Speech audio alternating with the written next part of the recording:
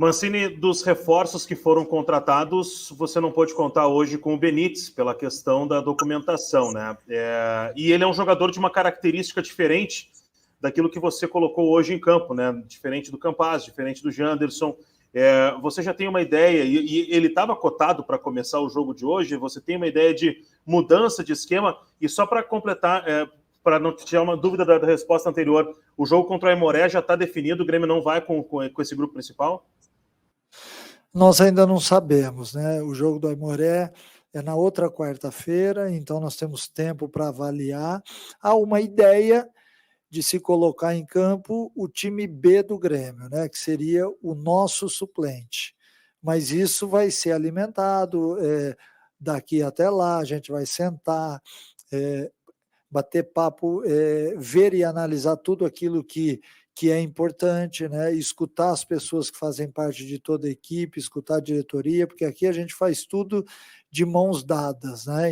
Então é importante a visão de todo mundo. E aí a gente vai tomar a decisão que for mais justa. Se achar que tem que jogar o time A, ou se de repente o Sub-21, a gente vai optar, e eu tenho certeza que vai ser bem assertiva a decisão, porque ela é pensada antes de tudo. A sua outra pergunta me fugiu agora, era sobre o jogo do Aimoré. Não, o Benítez, a questão do Benítez. E o Benítez.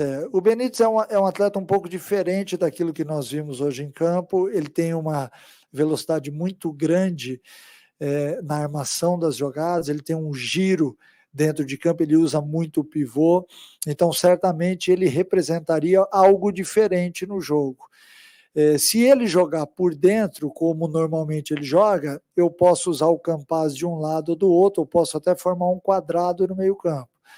É mais um atleta muito interessante, que não estava cotado para jogar, porque nós sabíamos da dificuldade da chegada da sua liberação, então nós fomos monitorando isso ao longo do tempo. O Campaz é um atleta que já vinha desde o ano passado subindo de produção, então naquele momento que nós não tínhamos a liberação do Benítez, a minha opção foi de manter o Campaz, né, muito em cima do que ele vinha fazendo também.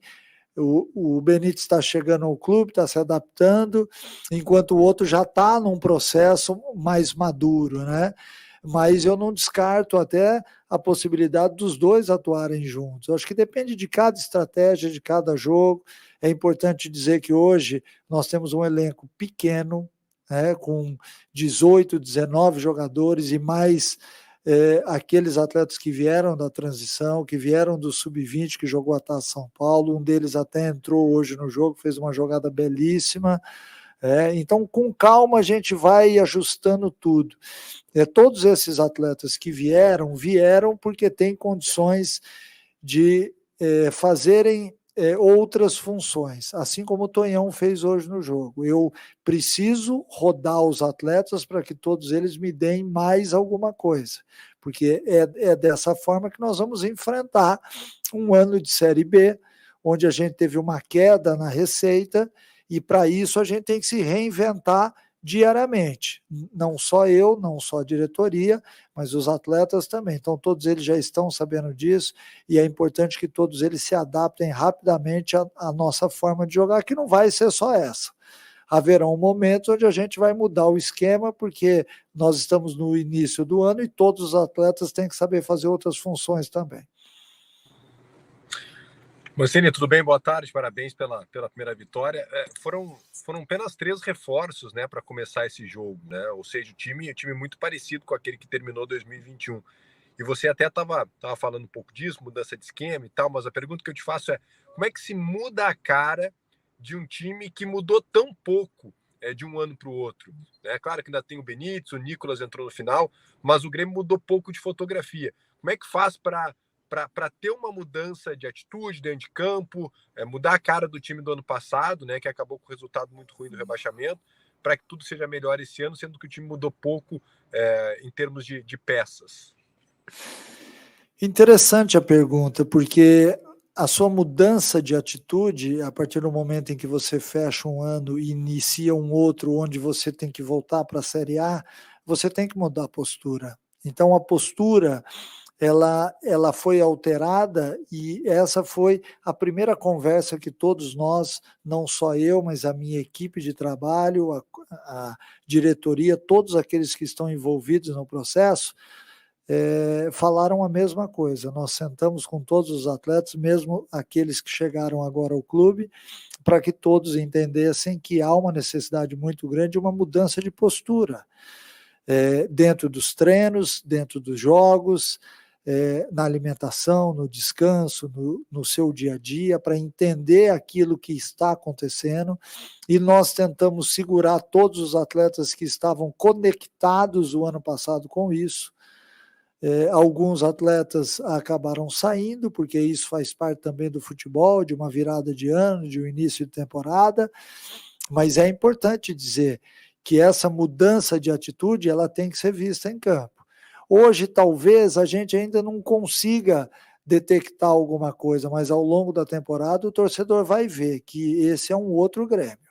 É um Grêmio que vai lutar pela bola, é um Grêmio que vai, se fizer 1-0, vai buscar o segundo gol, vai buscar o terceiro, vai ter intensidade, vai ter que suar sangue se for necessário dentro de campo, porque este é um ano que o erro tem que ser zero. A tolerância ela já está pequena, e não é só do torcedor, ela está pequena entre nós também, com todos os erros que possivelmente serão apresentados, e todo mundo já sabe disso.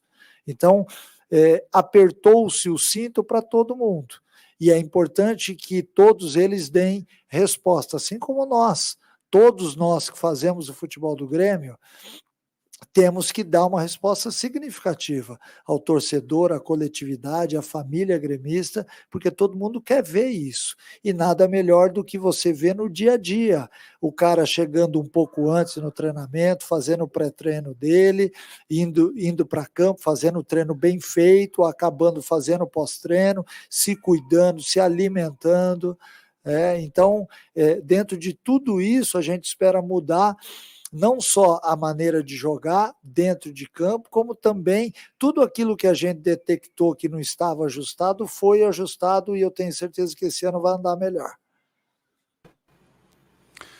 Oi, Mancini, eu tenho que fazer essa pergunta mais uma vez na esteira do primeiro contato que a gente tem desde o final do ano passado.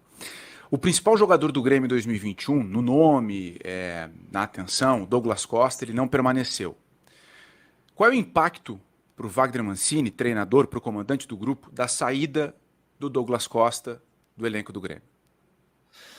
O impacto, eu perco um atleta que poderia decidir partidas, mas eu, como técnico da equipe, tenho que entender as razões do clube. A partir do momento em que a gente vive o dia a dia aqui, nós temos que entender por todas as dificuldades que a gente vai ter que passar esse ano, e como eu disse lá atrás, numa outra resposta, de mãos dadas a gente vai fazer o ano 2022 ser maravilhoso para o Grêmio. Então, nós temos que estar conectados, antenados a tudo aquilo que está acontecendo.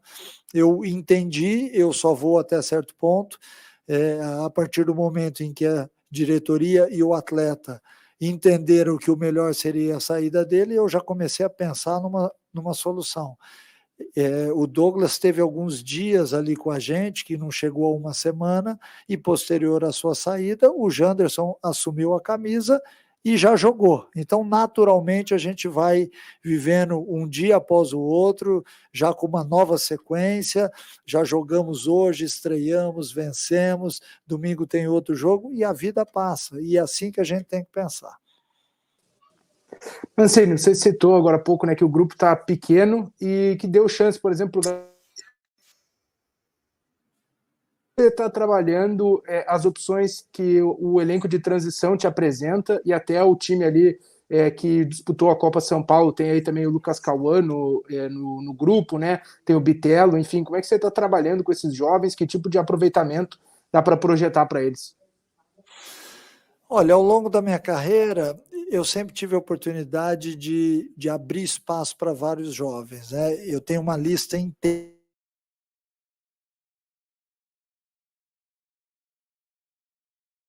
tiveram oportunidade. E que aqui não cabe a gente citar nome, mas é importante dizer que o Mancini enxerga no jogador aquilo que ele joga, e não pela idade. A idade não pesa nesse momento. Se o atleta tem 16, 17, 20, 27 ou 40 anos, se ele estiver apresentando aquilo que ele pode apresentar, ele vai ter uma chance na equipe. Então eu estou tentando, paralelo à o nosso início de temporada, acompanhar o Sub-20 na Taça São Paulo, acompanhar o Sub-21 no início do Gauchão e tentar tirar informações daqueles que já conhecem mais, né? Mas o mais importante para mim é quando eu trago esses atletas, e hoje nós temos 8 atletas, só não temos mais porque alguns ou tiveram Covid ou se lesionaram, mas a ideia é ir observando esses jogadores, e quem me der resposta vai ter oportunidade. Até porque nós sabemos que essa faz parte da história do Grêmio, né? Nesses últimos anos e ao longo do tempo, desde que eu me conheço por gente e que eu acompanhava futebol, ainda nem pensava em ser atleta, eu via vários jovens jogando na equipe do Grêmio, então faz parte da história. Nós vamos dar oportunidade. A entrada do Gabriel hoje foi uma amostra disso. Entrou, foi lá, do Rildo também, possivelmente de outros atletas. A gente não quer, de maneira alguma, acelerar o processo com quem não está amadurecido, porque essa é a verdade. Uma coisa é jogar no Sub-20, outra coisa é jogar no Sub-21 e outra coisa é jogar no profissional. Só sabe disso quem passa por todos os processos. Então tem diferença, né? Você entrar em campo, olhar do seu lado, ver Jeromel, ver Diego Souza, ver Lucas Silva, ver Thiago, ver Diogo, ver Nicolas, ver Bruno, é diferente. Às vezes o atleta ele entra em campo e se sente mais confortável porque ele está vendo a turma dele que está na mesma situação que ele. Então, para isso é necessário que a gente amadureça os jogadores no dia a dia, no treino, no hotel, na concentração, na viagem. Isso é muito rico para o atleta, né? Mas, volto a dizer, a ideia é aproveitar, sim, os garotos, desde que eles estejam mostrando nos treinos e nos jogos também, daquilo que eles são capazes. Mancini, um bom ano de 2022 para ti, parabéns pela vitória. Eu queria falar um pouquinho justamente sobre essas posições aí, que a gente vê que existe um déficit que está sendo preenchido nesse momento pelos guris, né? Lateral direita e também o ataque, principalmente os lados do campo. Hoje o Grêmio tem Lucas Cauã e um Léo Gomes, que é uma incógnita, né? Eu até fiz a pergunta para o preparador físico do Grêmio na última semana sobre isso. Ele disse que não sabe a situação do Léo Gomes exatamente como vai se desenvolver no ano. E para o ataque, Rildo e Elias, que seriam os jogadores da base que poderiam ser mais aproveitados até e têm sido mais. 18 a 19 jogadores, tu já falou sobre isso. E o grupo teoricamente fechado já para o gauchão. Claro que para o brasileiro pode existir uma outra coisa. Na tua visão, e eu sei que, claro, tu tem que proteger os atletas e utilizar o máximo possível do clube nesse momento, não seria temerário até começar um início de ano com tão poucos jogadores e com poucas opções, digamos assim, com mais estofo para essas duas posições especificamente? Olha, se nós formos olhar racionalmente, talvez sim, mas eu também tenho que entender que o fato da gente disputar a Série B esse ano enfraqueceu não só a parte financeira do clube, como outras questões também, né? A questão política também é uma questão que deve ser analisada por todos aqueles que vivem o futebol, né? E nós temos que entender. Eu faço parte de uma equipe, eu comando uma equipe de jogadores, mas eu faço parte de um clube, de uma entidade. Então, todos nós temos que olhar para todos os lados, procurar entender.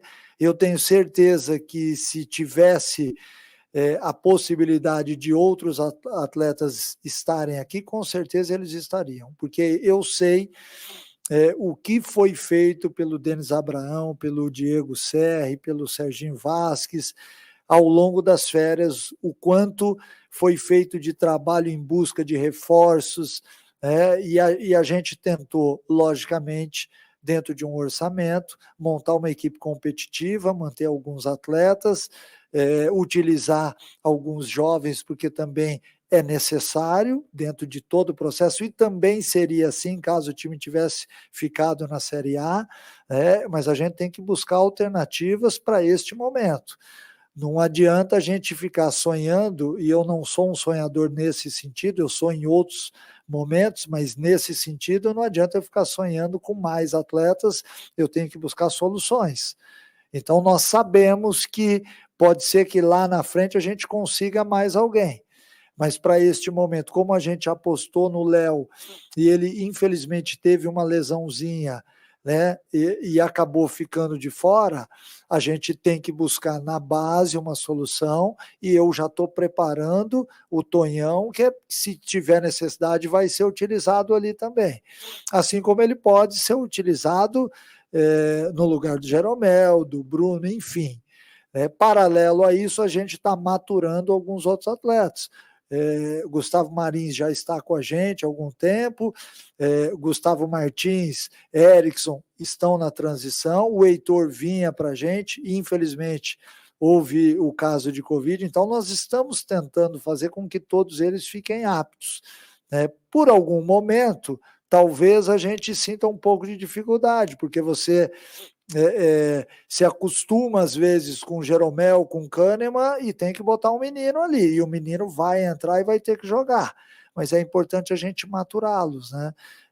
E é por isso que eu disse anteriormente aqui que essa maturação ela tem que acontecer no dia a dia, para que a gente sinta segurança de botar o garoto em campo e ele poder entrar também seguro, porque às vezes há segurança de um lado, mas não tem do outro, o atleta se sentir seguro de entrar em campo e poder representar e vestir essa camisa. Boa noite, Mancini, parabéns pela vitória, primeira vitória com o elenco profissional. E o que eu queria saber é justamente em relação à utilização do Rodrigues no lugar do Orejuela e não do Lucas Cauã, que é da posição, né, que é um lateral direito. Exatamente por isso que eu acabei de falar. O Tonhão me dava a segurança, não só de uma bola aérea, mas também um jogador de força, de velocidade, que já atuou. A entrada do Lucas Cauã seria exatamente do lado onde já havia entrado o Gabriel. E aí nós teríamos um setor de jogadores jovens que nunca jogaram com a gente. Então eu optei pela entrada do Tonhão Rodrigues, exatamente por isso, para não sobrecarregar. A gente quer, e eu passei por isso lá atrás na minha vida, o dia em que eu estreiei, nós queremos ter do nosso lado alguém que nos ajude, porque é um momento diferente na vida do atleta. Por mais que ele suba de categoria do sub-15 para o sub-17, para o sub-20, para o sub-21 ou para o sub-23, a hora que ele tem que jogar no profissional é bem diferente. Dá a impressão que a bola é diferente, que o ritmo de jogo é diferente, e realmente é diferente. A leitura de jogo ela tem que ser diferente, porque na base se corre demais, se pensa mais no profissional. Então é importante que esses atletas tenham segurança. O Gabriel tinha a segurança de ter o Rodrigues atrás, de ter o Churin perto dele, de ter o Thiago e o Lucas. Se eu, de repente, faço a estreia do Lucas Cauã, eu estou, entre aspas, gerando algum conflito num setor que poderia ser muito atacado. Então, por isso, a escolha do Rodrigues. Obrigado.